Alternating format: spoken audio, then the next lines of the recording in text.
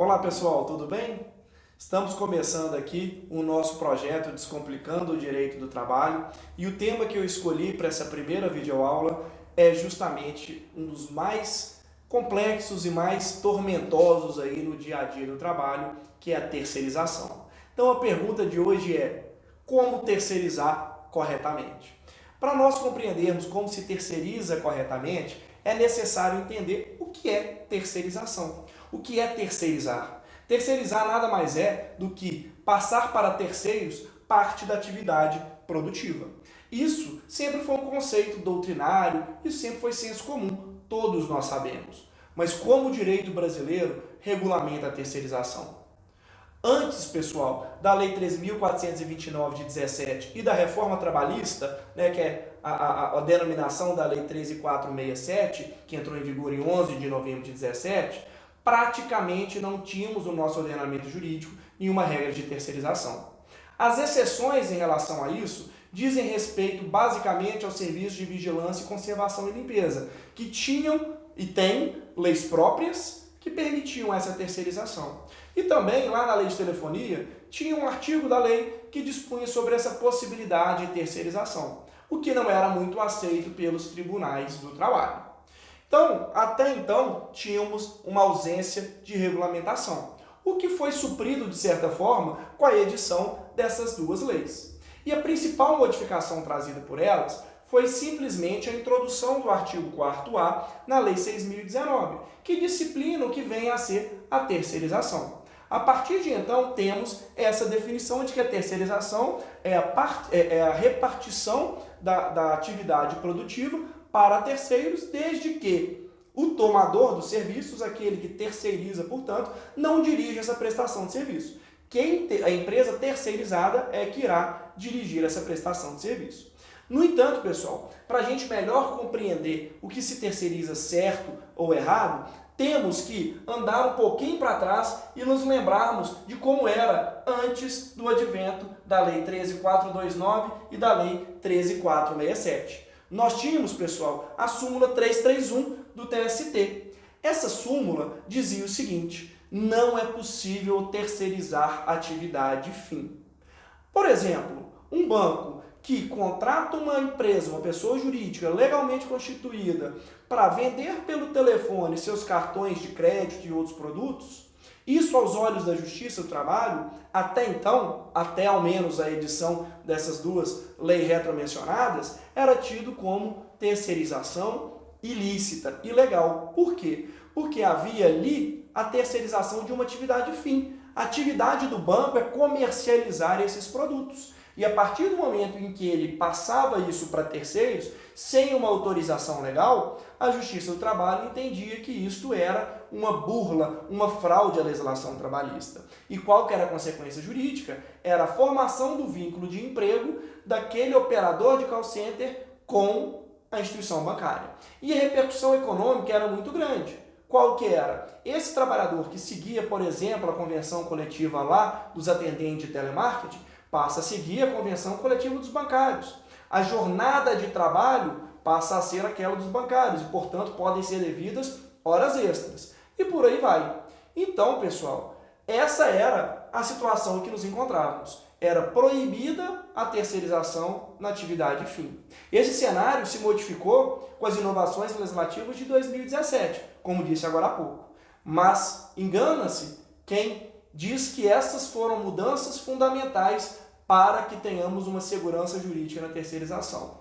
Não é verdade. O que trouxe essa segurança jurídica foi a decisão do Supremo Tribunal Federal de agosto de 2018.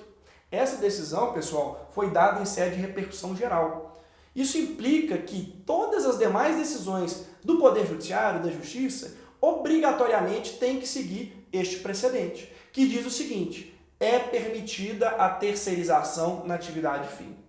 Então, a decisão do Supremo Tribunal Federal nos trouxe a segurança jurídica necessária, que nem mesmo a legislação, a reforma trabalhista, nos trouxe. Mas também nos trouxe um outro problema, que é a terceirização irrestrita. E aí passa uma segunda pergunta. Eu posso contratar, por exemplo, os funcionários todos da minha empresa, da minha construtora, todos os meus pedreiros, como pessoas jurídicas, especialmente como microempreendedores individuais?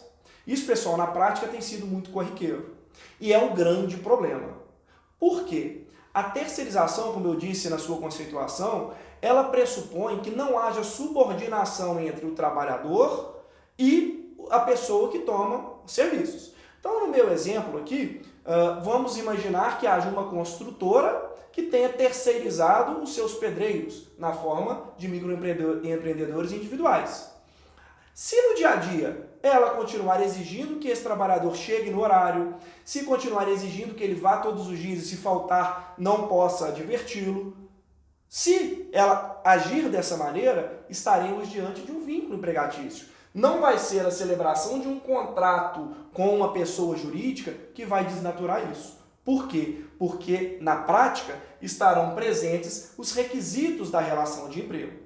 Então, é muito importante, pessoal, vocês terem em mente a distinção entre a terceirização correta e a terceirização ilegal. Esse primeiro exemplo é a terceirização incorreta, na medida em que aquele que contrata a microempresa individual continua agindo como um empregador, né? Aquela MEI, aquele pedreiro contratado dessa forma, ele continua subordinado. Então, como seria ou como é uma terceirização correta? Continuando no âmbito da construção civil, poderíamos imaginar que a construtora resolva contratar uma empresa terceira especialista no assentamento do piso de cerâmica. Ela é contratada para fazer todo o piso daquela edificação.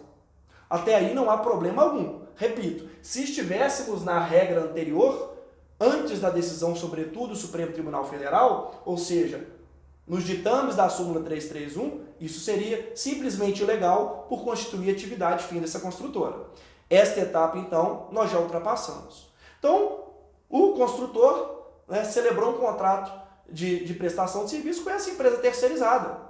E esta empresa levou seus funcionários ao canteiro de obras e esta empresa terceirizada foi quem geriu toda aquela mão de obra. Logo, é uma terceirização correta? Sim, porque o tomador de serviço, o construtor, não atuou diretamente, não deu ordens diretamente para aqueles funcionários da empresa terceirizada.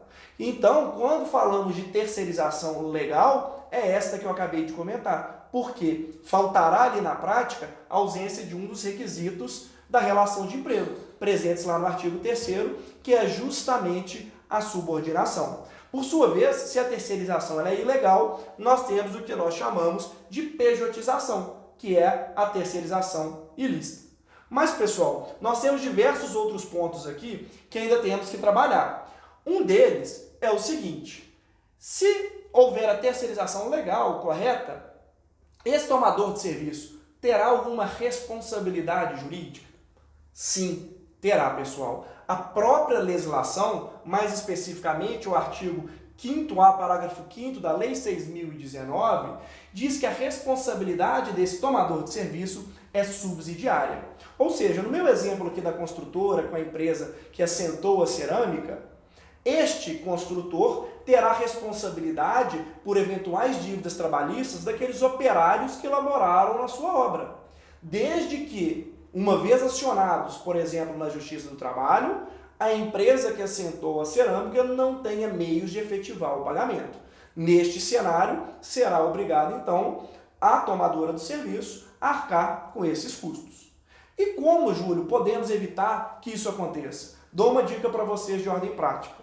Normalmente, né, todo bom contratante tem um contrato celebrado civil com esta empresa terceirizada. E você pode inserir neste contrato uma cláusula de que o pagamento do valor ali ajustado somente será feito mediante a apresentação de todos os comprovantes de encargos trabalhistas, dentre eles o salário.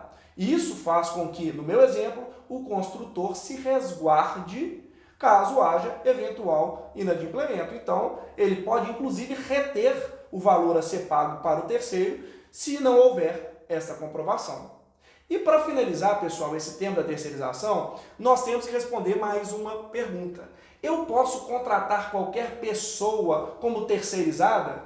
Ou seja, naquele meu exemplo lá dos pedreiros, microempresários individuais, Eu até poderia fazer essa contratação se não estivessem presentes os requisitos da relação de emprego.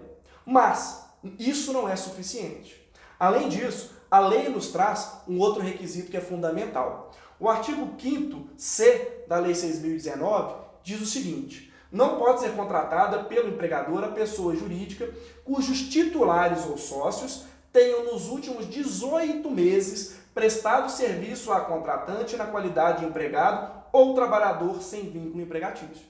Então, pessoal, ainda que naquela minha contratação de um pedreiro eu não mais exija dele horário, não mais exija dele a pontualidade, que ele vá na obra todos os dias, o que não é muito factível, mas vamos partir desse exemplo teórico, teríamos o seguinte problema: se esse pedreiro era ligado, tinha uma relação de emprego com a construtora, teria-se que aguardar 18 meses. É o período que se chama, no jargão popular aí, de quarentena. Então, se houver a contratação antes desse lapso temporal ser ultrapassado, há, ao menos, uma presunção de ilegalidade nessa terceirização.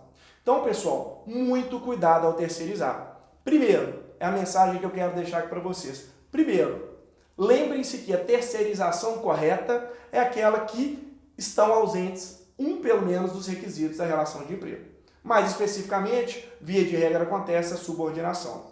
Lembrem-se que, uma vez realizada a terceirização de maneira correta, ainda assim esse tomador do serviço tem responsabilidade subsidiária.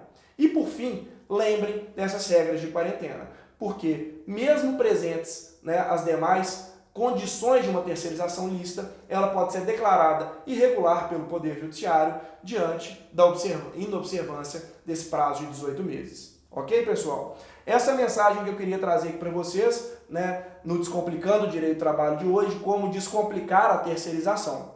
Espero que todos tenham aproveitado bastante. Caso permaneça alguma dúvida, estou à disposição aí nas redes sociais, no meu canal do YouTube, para auxiliá-los onde for preciso. Até o próximo vídeo.